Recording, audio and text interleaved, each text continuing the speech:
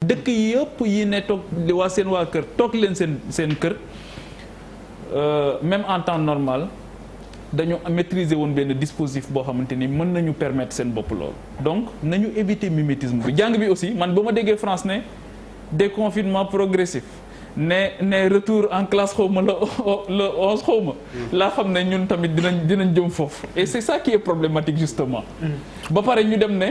classe d'examen yi mais pourquoi les classes d'examen pourquoi pas est-ce que classe d'examen ñoo ëpp solo yeneen classes yi.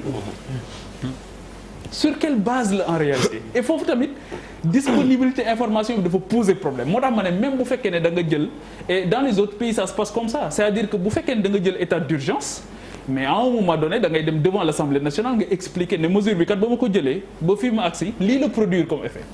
lii moo nekkoon les effets escomptés lii moo nekkoon les effets atteints lii mooy écart bi nag kii am na ci responsabilité kii am na ci responsabilité kii am na ci responsabilité nu ñuy def ba situer responsabilité yi bu baax jéem a xool nan lañ koy corriger mission de correction bu fekkee ne Assemblée nationale mën nañu dimbali wala yeneen entité yi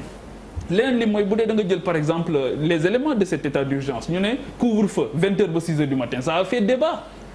def na débat est-ce que ñun couvre-feu bi ba kañ la état d'urgence bi ndax dañ koy renouveler ou pas loolu yëpp pour man c'est des questions essentielles yoo xamante ni justement le corps médical ne sera pas la seule entité bi nga xamante ni moo ñuy wax lu ñuy def dans cette affaire-là dans tous les autres pays du monde yi nga xamante ni coronavirus bi secoué na leen c'est un comité scientifique et le comité scientifique corps médical bi benn élément la du comité scientifique justement. Il y a toutes les autres entités parce que mënuñu ko bàyyi corps médical bi la réponse ne peut être que globale. Elle ne peut être que globale. Donc est-ce que nous avons ce comité scientifique là aujourd'hui autour du président de la République?